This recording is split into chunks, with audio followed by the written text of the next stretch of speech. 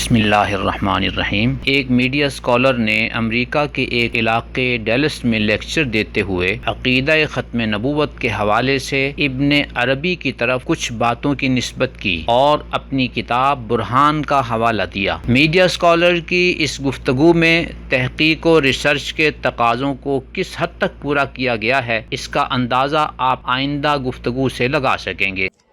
ختم نبوت کے معنی یہ نہیں ہے کہ نبوت کا مقام اور اس کے کمالات ختم ہو گئے، بلکہ صرف یہ ہے کہ اب جو نبی بھی ہوگا وہ محمد الرسول اللہ صلی اللہ علیہ وسلم کی شریعت کا پیرو ہوگا۔ یہ ابن عربی کا نقطہ نظر ہے، انہوں نے اس کو خود بیان کیا ہے، یعنی یہ کوئی استنباط نہیں ہے، وہ جہاں بیان کیا ہے اس کو آپ برہان میں دیکھ سکتے ہیں۔ آپ نے میڈیا اسکالر کا کلپ سنا، اب ہم آپ کو ان کی کتاب برہان کی طرف لے کر چلتے ہیں، جہاں آپ خود ملاحظہ فرمائیں گے کہ یہ باتیں ابن عربی نے کہی ہیں یا میڈیا اسکالر نے ان کی طرف جھوٹ منسوب کیا ہے اور علمی خیانت کی ہے۔ نمبر ایک، ابن عربی کی عبارت میں مقام نبوت کا ذکر تو ہے، لیکن اس میں کمالات نبوت کا تذکرہ ہی نہیں ہے۔ کمالات نبوت کا تذکرہ ایک اور جگہ خود مجدد الفسانی رحمت اللہ علیہ نے کیا ہے، ابن عربی نے نہیں، جبکہ میڈیا اسکالر نے کمالات نبوت والی بات بھی ابن عربی کی طرف منسوب کر دی اور ابن عربی کی طرف اس بات کی غلط نسبت کی۔ نمبر دو، برہان میں ابن عربی کی عبارت دیکھیں اور فیصلہ کریں کہ یہ جملہ جو میڈیا اسکالر نے کہا ابن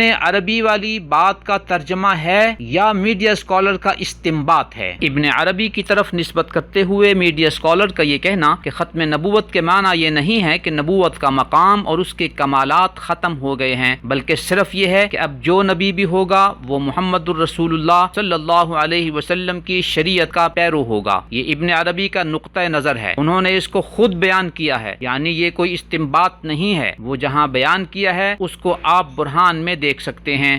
یہ ابن عربی کا نقطہ نظر ہے، انہوں نے اس کو خود بیان کیا ہے، یعنی یہ کوئی استنباط نہیں ہے، وہ جہاں بیان کیا ہے اس کو آپ برہان میں دیکھ سکتے ہیں۔ میڈیا اسکالر کی یہ بات سنیں اور پھر فیصلہ کریں کہ میڈیا اسکالر کس جرت سے علمی خیانت کرتے ہیں۔ یہاں یہ بات بھی وضاحت کرتا چلوں کہ ابن عربی نے فتوحات مکیہ جلد 3 کے اسی صفحہ نمبر 6 سے آگے متصل صفحہ نمبر 7 پر یہ عبارت نقل کی ہے، فَسَدَدْنَا بَابَ اطلاق لفظ النبوت علی هذا المقام مع تحققه، کہ اس مقام نبوت پر نبوت کا اطلاق کرنے کا رستہ ہم نے بند کر دیا ہے، یعنی مقام نبوت کو نبوت نہیں کہا جا سکتا۔ نیز ابن عربی اسی فتوحات مکیہ جلد 3 صفحہ 381 پر لکھتے ہیں، فَلَا يُطْلَقُ عَلَيْهِ هَذَا الْاسْمُ فَهُوَ لَفْظٌ خَاصٌ بِالْأَنْبِيَاءِ وَالرُّسُلِ، کہ کسی بھی مجتہد پر نبی اور رسول کا لفظ نہیں بولا جا سکتا، کیونکہ یہ لفظ انبیاء اور رسولوں کے ساتھ ہی خاص ہے۔ اب اسی لیکچر کا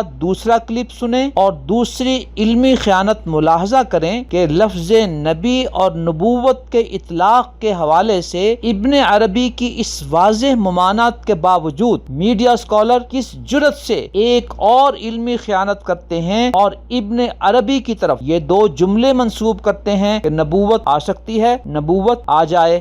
تو یہ کہتے ہیں کہ ختم نبوت کا یہ مطلب نہیں ہے، غلط سمجھا آپ لوگوں نے۔ یہ بزرگ جو ہے اور بہت بڑے آدمی ہے، یعنی مسلمانوں کے ہاں شیخ اکبر کہا جاتا ہے ان کو۔ ختم نبوت کے معنی یہ نہیں ہے کہ نبوت کا مقام اور اس کے کمالات ختم ہو گئے ہیں، بلکہ صرف یہ ہے کہ اب جو نبی بھی ہوگا وہ محمد الرسول اللہ صلی اللہ علیہ وسلم کی شریعت کا پیرو ہوگا، یعنی نبوت آ سکتی ہے، نبوت کا مقام بھی حاصل ہو سکتا ہے، نبوت کے کمالات بھی حاصل ہو سکتے ہیں، نبی آ جائے گا۔ یعنی نئی نبوت کو ماننے سے انکار کرنے کی بنیاد کیا ہے؟ وہی آیت جو سورہ احزاب پہ ہے، وَلَٰكِن رسول اللہ وخاتم النبیین۔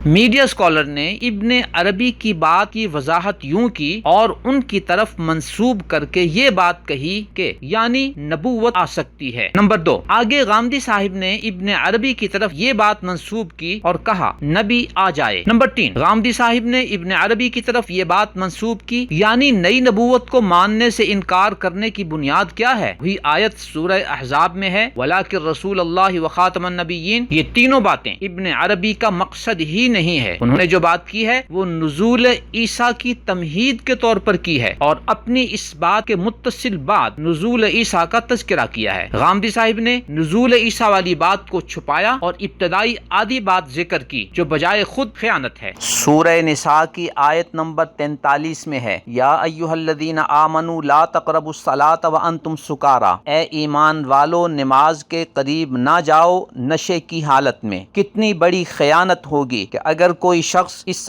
آدھی آیت کو پڑھ کر لوگوں کو نماز سے روکنے لگ جائے اور یہ کہے کہ قرآن میں آیا ہے یا ایھا الذین آمنوا لا تقربوا الصلاۃ، اے ایمان والو نماز کے قریب بھی نہ جاؤ، اور اس کے بعد جو اگلی بات ہے اس کو چھپا لے وانتم سکارا کہ تم نشے کی حالت میں ہو. کتنی بڑی یہ خیانت ہوگی. بعینی اسی طرح ہمارے اس میڈیا اسکالر نے ابن عربی کی عبارت کے ساتھ کیا کہ آدھی عبارت کو ذکر کیا اور اگلی آدھی عبارت کو جو اس سے متعلق تھی اس کو چھپا دیا. پھر اس خیانت کو بنیاد بنا کر دوسری بڑی خیانت یہ کی کہ ابن عربی کی طرف انکار ختم نبوت کا عقیدہ منسوب کرتے ہوئے کہا نئی نبوت کو ماننے سے انکار کرنے کی بنیاد کیا ہے. نمبر 2 کہا نبوت آ سکتی ہے. نمبر 3 نبوت آ جائے. غامدی صاحب نے اپنی جس بات کا تذکرہ برہان کے حوالے سے کیا ہے وہ آپ کے سامنے ہے. آپ خود ملاحظہ فرمائیں کہ کیا برہان میں ابن عربی کی عبارت میں یہ باتیں موجود ہیں؟ جب نہیں تو یقیناً یہ باتیں ابن عربی کی طرف غلط نسبت ہے اور یہ علمی خیانت ہے. محترم ناظرین، ایسا اس لیے ممکن ہوتا ہے کہ عربی سورسز تک آپ حضرات کی رسائی نہیں ہے. نتیجتاً اس طرح کے اسکالر عربی عبارات کی من مانی اور خود ساختہ تشریحات کر کے اپنے سامعین و قارئین کو بآسانی مس گائیڈ کر لیتے ہیں. یہاں بڑے ادب سے ان کی خدمت میں یہ گزارش کی جاتی ہے کہ یہ صورتحال جھوٹ ہے جو کہ ایک بہت بڑا جرم ہے. قیامت کے دن موصوف میڈیا اسکالر اپنے اس جھوٹ اور الزام تراشی کا کیا جواب دیں گے؟ میڈیا اسکالر کے فالوورز، ان کے قارئین، ان کے سامعین یہ سوال کرتے ہیں کہ آخر غامدی صاحب کن مشترکہ آقاؤں کو خوش کرنے کے لیے قادیانیت کی راہ ہموار کر رہے ہیں. نیز ان کے فالوورز سوچنے پر مجبور ہو گئے ہیں کہ کیا ایسے شخص کی کتابوں، اس کے لیکچرز اور اس کی تحریرات پر اعتماد کیا جا سکتا ہے؟ نیز وہ بزبان حال یہ سوال کر رہے ہیں کہ کیا یہ ہے موصوف میڈیا اسکالر کی تحقیق و ریسرچ کا معیار؟ نظروا للطيبة ونور طه يسطعون